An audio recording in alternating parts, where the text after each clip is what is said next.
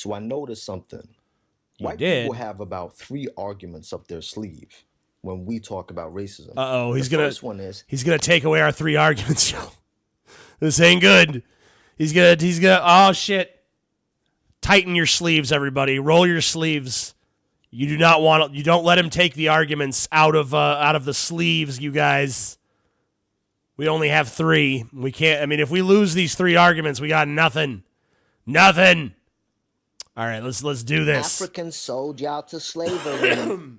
Now, those of us that actually read and look further than the wrong direction that Brad or Becky points us in will know that Brad or Becky, those are white names. You know, we need to be listening to Cleavon and, Taniqua. Those are black names. Proud black names. that's not necessarily true. And it's a little more complicated than that. It also had a lot It is actually necessarily true, but you have a whole other video on that. to do with the manipulation of the Europeans on the different tribes in Africa. The next argument is, Jews were oppressed, they're not complaining like y'all. Okay. Oh, Jews complain all the time. What? Whoever told you Jews don't complain?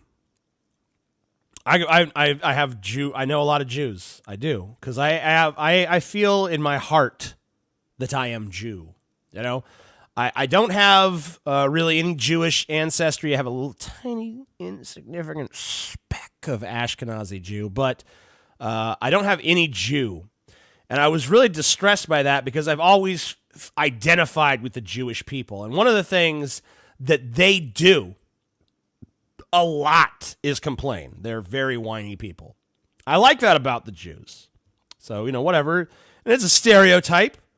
Like all stereotypes, it's, not completely accurate or whatever. But I do think the Jews have a reputation for complaint.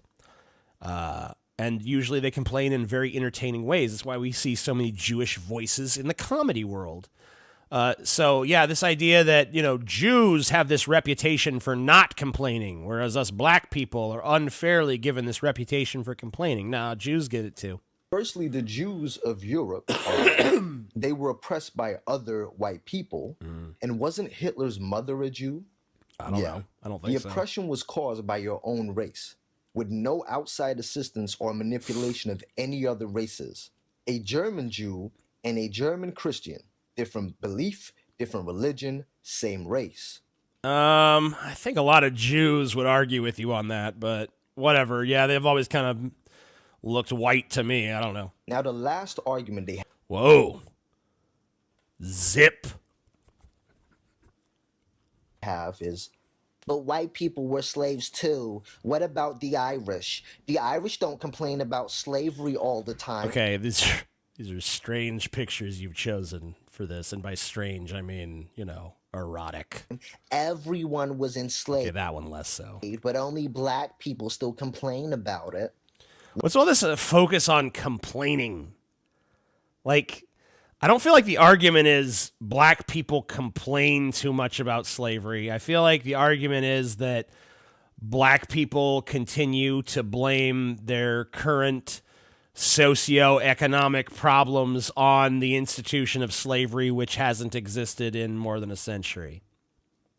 So, yeah, I mean, I think that's more what it's about, right? I mean, yeah, it's more about that. Let's get some facts. You cannot compare the transatlantic slave trade to indentured servitude. Sure you can. You could compare it all day long. My Why not, brothers though? and sisters, and white people passing through this pro-black channel ran by... Yeah, man.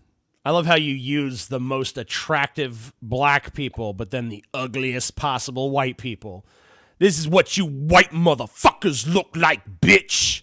And in fairness, I do look like those people, so I guess I can't say anything. By this militant, light-skinned Afro-Caribbean brother. Yeah. Y'all about to get this work.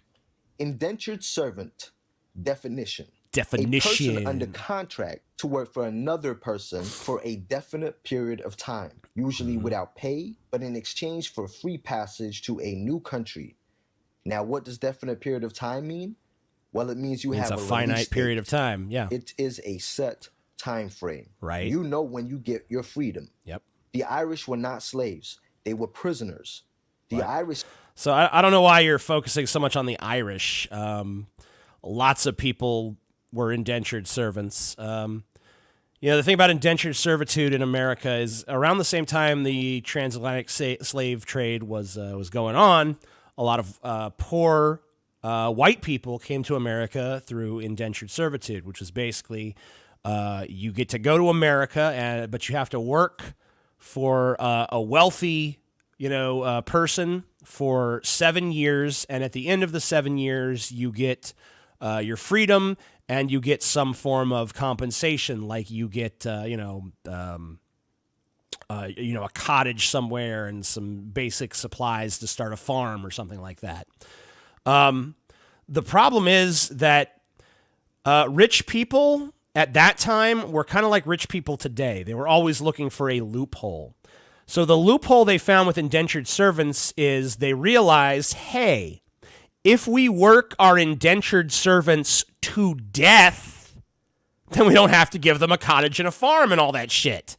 We could just work them until they die and then get new indentured servants. So it was almost like a challenge, like we're going to do everything in our power to work you to death because it's better for you to die and us to not spend, I don't know, like 75 cents, burying you in a mass grave somewhere than it is for us to, spend all this money giving you a farm and shit because you made it through the 7 years. Now, I'm not trying to compare apples and fucking oranges here, although they're both round and they're both fruits and they both taste sweet. And actually, it's easy to compare apples and oranges. I don't know why that's a saying. And it's the same thing here. Yeah, indentured servitude or slavery, which was worse?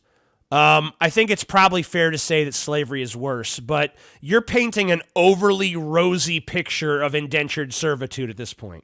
Yeah, there was a release date, but a lot of people didn't live to see it because they were literally worked to death. Whereas if you had a slave, that's a lifelong investment. So you want to make sure that they live as long as possible. So the slaves were actually not worked as hard as the indentured servants. But of course, you're right too. A slave is a slave forever. An indentured servant does have freedom to look forward to if they can survive the brutal machinations of their masters. Slave nonsense is a lie and a fallacy created by white supremacy to make them look like victims too.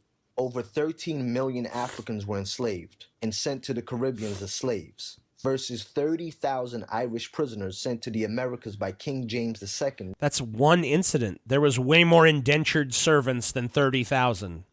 In 1625, to work as punishment for numerous crimes. This is like talking about the contents of one slave ship and acting like that's the entirety of slavery.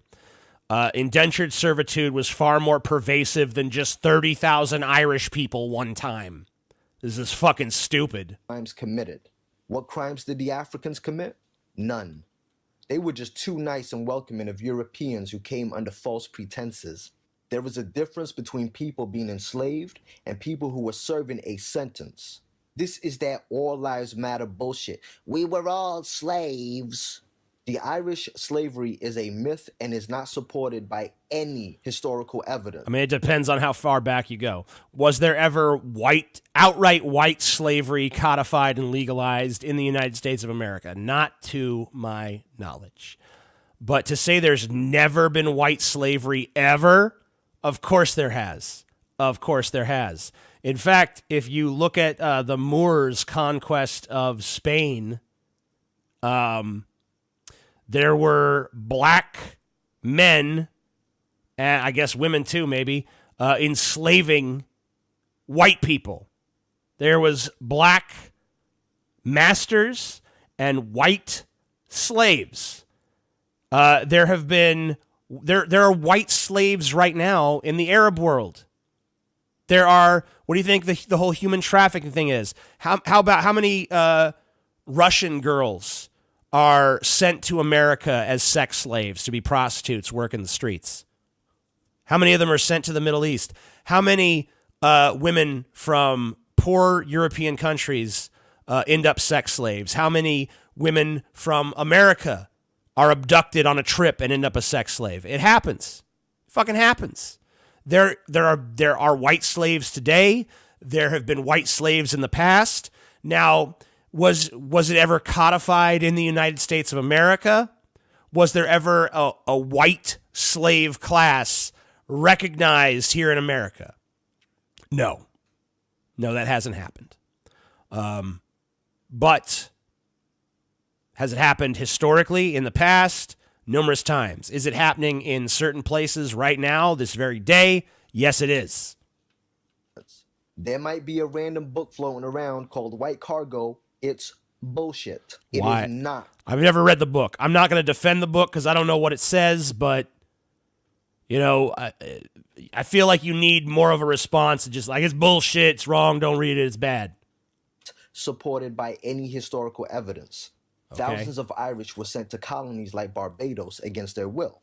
Upon arrival to the Caribbean, they were socially and legally distinct from the enslaved Africans. Why? Well, firstly, they were white.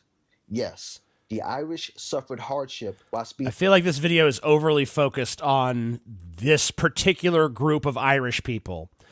Like, it seems like you really want to narrow your focus down to these Irish people specifically. So maybe that's what that book was about, and that's what he's addressing here. I don't know.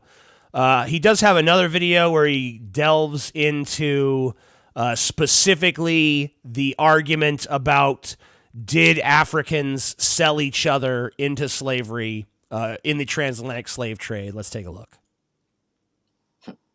You know, there's this argument that's always used by either racist or miseducated people that Africans sold their own people as slaves, right? We've all heard it. Oh, slavery's over. Besides, did you know? Your people sold their own people. And it's kind of made to justify slavery. Its main purpose is to draw attention away from what white people of that era did by turning the tables, right? Because kind of like that. I don't really feel like that's the I don't feel like that's the argument. Now, maybe it is for some white people who've made the argument. Maybe a lot of white people out there have said, you know, we got to turn the tables. Slavery is really Africa's fault. No, I think what the point is there is that, yeah, what the white people at that time did was gross and evil, but it's not like that grossness and that evil is exclusive to white people. Every race of people on this planet have at some point been enslaved and at some point kept slaves. Tons of people have kept slaves of their own race at various times because it hasn't always been divided along racial lines. Sometimes it's been divided strictly along class lines. Sometimes it's divided along tribal lines. But there's always been, hey, this person is lesser than us because they come from, you know, X background, and we come from Y background, and Y background is better than X background, therefore it's okay for us to own people from, X background. Human beings have indulged in that sort of logic throughout human history. This is not something, I think that what we object to from a lot of, black intellectuals and thinkers and people who put forth these sorts of positions, what's objected to is this idea that white people invented slavery and it only ever happened to black people and that's it. That's the whole history of slavery. The history of slavery is white people are evil, black people are victims, the end, and that's how it goes. And that's just a bullshit story. It's like taking you look at one little sliver of the history of slavery and say, this is the whole story. That's not the whole story. It's not even close. Part of, their history makes white people uncomfortable. But instead of facing up to it, they built up this defense against it. Africa, firstly, is not a country. It never was. It's a continent. Now, the true name is not even Africa. It's Akulan. But I don't know how nothing about saying that Africans sold other Africans to white people in any way implies that Africa's a country. So I don't know what the deal is with that unnecessary correction of something no one ever said. I don't really got to get into those technicalities. Most African countries didn't sell slaves. But because Europeans controlled the supply of guns, there was, little the Africans could do to stop it. I mean, look at that. White men controlling black people and people of color with guns. Sounds real familiar, huh? Over 12 million Africans were sold in less than 400 years. So when you think about it, so much African blood has been spread around the world, due to slavery, that the entire genetic makeup of the world is pretty much of African descent. A racist nightmare, right? I thought that was the case anyway. I mean, the cradle of civilization is widely believed to be in Africa. I guess there's some other theories out there at this point, but generally, Africa is generally believed to be the cradle of civilization. So, yeah, I mean, the slave trade had nothing to do with that. Especially when a leader of a white supremacist group finds out that he's like 15% sub-Saharan African. I don't know if you watched that video on the Trisha show, but I found that hilarious, right? But let's go back to it, okay? The first batch of slaves that the British brought were not already slaves. They were captured enemies, kidnapped royalty from other tribes that have been in prison. Every country has wars and casualties, prisoners of war. So they were sold in the first instance for guns. But after that, that's when the kidnapping started, all right? And there was two slave trades going on at that time. The one started by the Arabs and the ones by the Portuguese. But then the white British came, under the pretense that they were there to preach the word of the good book, the Bible, on the good ship Jesus. Do your research about the book, all right? The African tribes gave them local servants, to cater to their needs, since these white British men were so friendly. Now, when they returned to their homeland, they asked if they could take them with them at a price. And that was agreed. It's like, okay, you can take the servants. A servant and a slave are two different things. What? Then they returned. And when they returned, that was with the intention to get more. Because they realized they could use them to work on their plantations in the United States and sell them to their friends. But this time, no local tribe rulers wanted to sell any of the prisoners, criminals, or paid servants. So what the British and the Americans did was they caused wars between the tribes. They spread rumors so that they could get more prisoners of war. Now, a prisoner of war can in most cases be a leader, a king, or a queen. So remember that when they tell you you're not royalty and that none of the slaves were kings and queens. And now, who cares if you're royalty or not? I don't give a fuck. I think it's more noble to be descended from peasants, personally. But as far as this little narrative, this little yarn you're spinning, it's leaving kind of a lot of important shit out. Yeah, I mean, it's true that most of the slaves that were sold to white people, to Europeans, were, prisoners of war. One tribe fights another tribe. Tribe A defeats Tribe B. They take captives from Tribe B. They sell those captives to, they decide we're slavers. We're going to sell these captives. We're going to sell them for guns. We're going to sell them for gold or whatever we value. But they were using those people as slaves first. It's kind of like what I was saying earlier. Slavery is not just something based on race. Most historical instances of slavery are not about, hey, this person's a different color than us, so we'll enslave them. Most instances are, hey, they come from a different society than us. They come from a different cultural background than us. They come from a different religious background from us. In the instances of these African incidents you're talking about, it's, hey, they come from a different tribe than us. So, hey, it's okay to sell people from this tribe into slavery because they're our enemy tribe. And it's okay for us to keep them as slaves. It's okay for us to keep them as slaves. It's okay for us to sell them as slaves. To us, they're worth nothing more than just they're a good. And there was no sense of solidarity at the time of like, hey, I'm black, he's black, we're on the same side. Because the racial dynamics that exist right now, they didn't exist then. It was just, this is a piece of shit from the tribe across the way that we conquered and defeated because they fucking suck. And now we're going to fucking sell them into slavery because they deserve it. Because only our tribe matters. That was the fucking thinking there. It had nothing to do with, white people are manipulating. It had to do with enterprising tribes who were good at conquest, who were good at making slaves, who were selling a product to Europeans. Hey, you guys want labor? You guys want these prisoners of war that we can give to you? These social outcasts and criminals and whoever else that we can give to you as slaves? Damn right. We don't care about them because they're not from our tribe. We can profit off of them. We can profit off of using their labor for our needs, and we can profit off of selling you their labor for your needs. And they did it. It was just another example of greedy, narcissistic, self-important, unempathetic human beings fucking over other human beings who have just as much of a right, if such a thing exists, to freedom as anyone else. So, I don't know. I feel like your stance on a lot of these issues is very narrow. very devoid of a larger, broader context. And I think it's really weird, the insistence that, some of the Africans that were sold into slavery were kings and queens. Yeah, they were the king of a tribe. They were the king or queen of a tribe of Africans. Who cares? They were not any better than the people they ruled over. Just like, if I found out tomorrow you're descended from, King Henry VIII or something, I don't give a shit. I don't give a fuck. King Henry VIII isn't a better human being than the peasants he lorded over just because he's a king. Who gives a shit? It just seems like a bunch of classist bullshit trying to identify with some sort of royal lineage as though that makes you special. You're either special or you're not on your own merits. You don't get to coast on the supposed accomplishments of your ancestry as though that's some sort of, yeah, wow. It's like a bragging right to some people.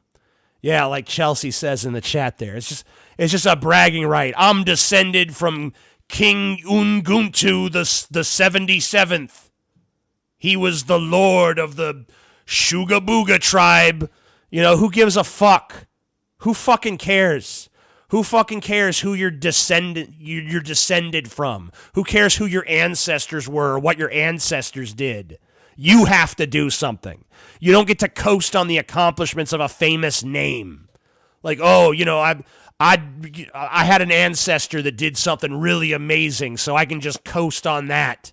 It's not how it works. You have to be impressive in your own right. And I'm not saying you're not. I'm not saying you are. I don't know you. But I'm just saying these arguments are horse shit, and I'm not impressed. Not that I'm the target audience. I'm about as white as a fucking sheet of paper, so obviously I'm not who you're trying to appeal to with this.